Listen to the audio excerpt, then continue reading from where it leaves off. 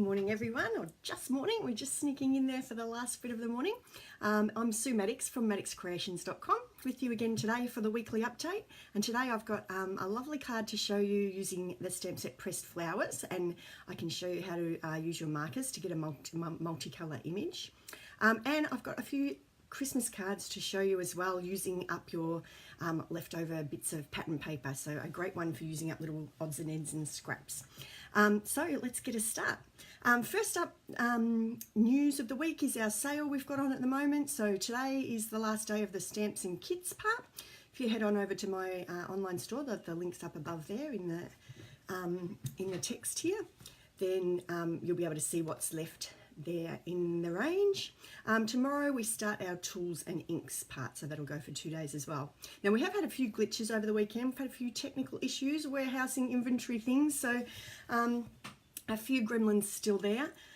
Once we do reach the amount that's been put aside for the sale of each item, then that item disappears for a little bit from the online store. So that hopefully they'll be coming back on board soon. So if you do have something that you're looking for, yeah, it's out of stock at the moment. It'll be back. It'll be back soon. We should be back to normal by the end of the week. In the meantime, the best way to order for the sale is online. If you look in my online store, you can see which things we have stock left of at the moment. So head on there. If you're planning to buy anything in the tools and inks one, then I'd recommend jumping in early, definitely on that one.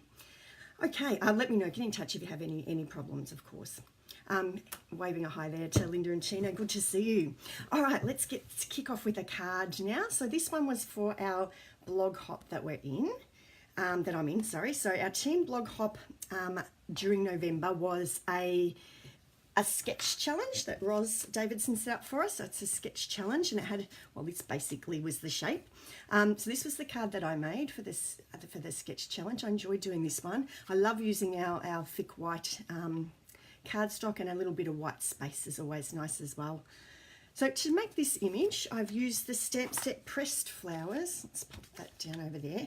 Pressed Flowers was one. I always try in the blog hops to go through my shelves and find some stamp sets that I've bought, and then I just haven't got around to inking up yet. So it's the blog hops and challenges and things are a great way to make use of things that you haven't used yet. I've been enjoying that. So I love this set, but I hadn't actually got around to inking it yet, and it was great to great to see it in action. So I thought I'd just show you how I did these multicolour images there.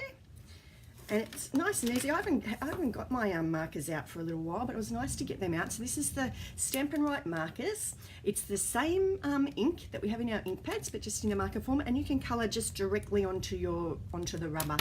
Thanks guys, I liked this one too. So we've got a thick end, this like a thick end at this end. Where can we put it so you can see it? And there's also a little tip, which is great if you want to just fill in any bits that you might miss when you stamp, or if you want to write a matching greeting in a coordinating colour. Now if you're looking for a little visual there, there's a thick line at that end that shows you which end is the thick end, and a little thin line at this end that shows you which end is the thin end, just so, because Murphy's Law, you'll always take the wrong lid off, I always find. So all we need to do then, I use the brush end and just colour straight onto our rubber. So I'm going to do these little flowers red. Oh, that might have been a leaf actually, but who cares, doesn't really matter, does it? So a bit of ink on there. So that's all my red bits done, and then I'm going to use a bit of a mixture of the what is this, Pear Pizzazz I think it is, and Crumb Cake on the leaves. So we'll just pop a little bit of the green, and then probably a bit far away there, aren't I? Not sure if I've got the best light in here today. And then a little bit of the Crumb Cake. And then especially if you've been colouring for a little while, it's a good idea just to give it a with some warm air, just to re-moisten the ink a little bit. Okay, and then a stamp, and voila, we've got our little multicolour image there. So that's a great one if you want, a great technique or a great product to use if you want to have a little multicolour one there. I use, there's a little, you can see this sort of, I don't know what it is it netting or a little backgroundy textured piece there. So I stamped that off once first with the Crumb Cake so that the greeting would show up over the top. And the greeting's from a different stamp set. I can't actually remember. I think it's First Frost or First Floral or something like that. A little trim, I'm not sure if you can see the colour there, but it's a little trim of copper, just thought went well with that one. All right, so that's that one. Let's pop that to the side. And let's have a look now at a Christmas card that we've been doing in class this month to use up some of our pattern paper.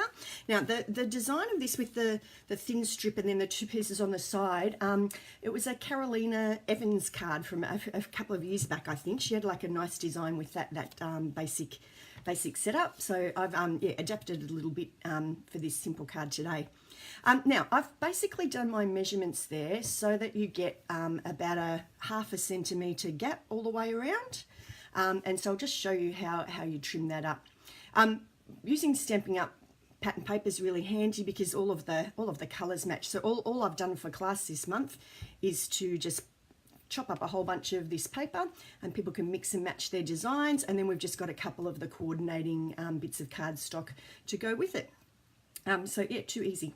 I think it's the mix and matching, isn't it? We'll sit there for a while trying to work out which bit we'll put where. That's the trickiest bit. All right, so let me show you how we cut that one. So bring my trimmer across.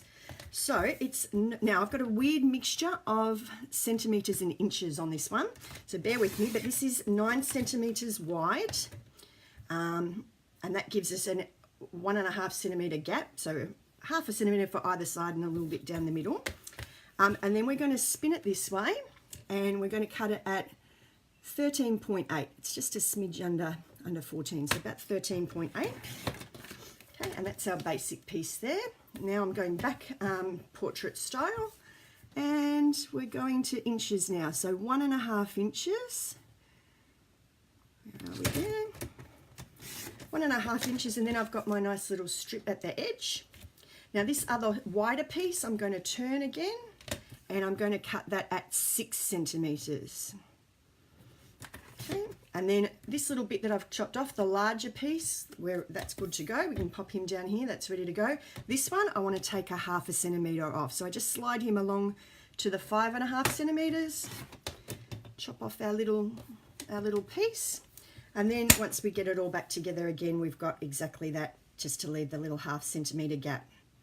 And I told my ladies to make sure they check on their card, because sometimes my cuttings, I'm not renowned for my straight cutting. So anyway, so that gives us our 3 pieces, and then you can mix and match them. You might want to cut 2 or 3 of your sheets into these bits, and you can mix and match, make a whole batch of cards. So let me just show you a couple of the other ones we did. Make sure we're out of the way. All right, so we had Merry and Bright. Now this one was with the Dashing Along paper. Oh, let's go a little bit closer here. Where's my...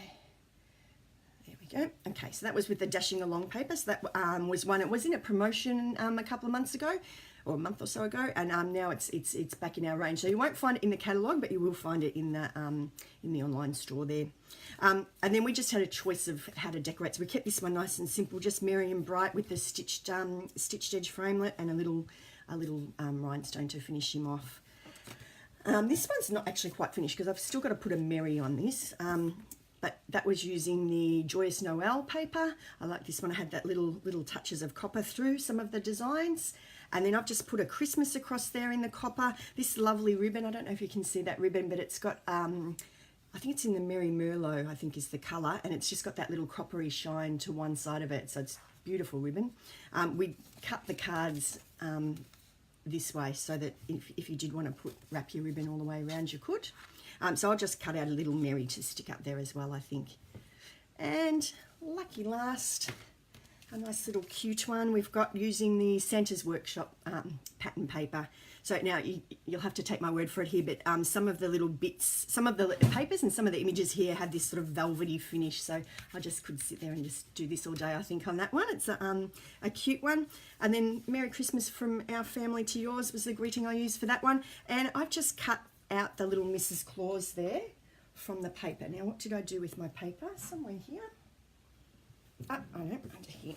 So there's a couple of sheets that have some nice big characters. We've got some elves, some Mrs. Clauses, some Santas and things. So they're perfect just for fussy cutting with your scissors. Get the little sharp pairs of scissors out there. And that was a nice little finishing touch on that one for the people that felt like cutting. So another good one to mix and match there. I like the little cute little owls. So it's a great one if you've got a bit of Christmas paper around that you'd like to use up. This is a great design there, so I hope that helps. You can whip up a batch of cards in no time. Okay. Oh, I'm glad you enjoyed it, Maria, and made a few more once after the class. That's even better. Fantastic. Okay. What else have we got here? That is about it, I think, from today. Now, I couldn't remember if I showed you this one last week. This was using our snowflake things that we've got around. I've got a feeling I did. So if you've seen this last week, yeah, this is a bit of deja vu here. We'll just give that another run. So just using our snowflakes set. We made another card, a class, similar sort of a design, but we did our background using our baby wipe technique. So I think I've got 2 more spots left on Thursday night, and I think 1 spot left on Friday if anyone's hoping to catch class this week. That's the last of our technique classes for the year, and I look forward to starting them all up again next year. Okay, thanks guys. I'm off to High Point now with Hannah.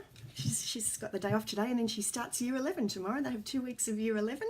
So exams all done for Year 10, and then they just get a little head start, a couple of weeks of Year 11 to get them all loaded up with holiday homework, I think, and get them meeting their teachers and off to a good start there.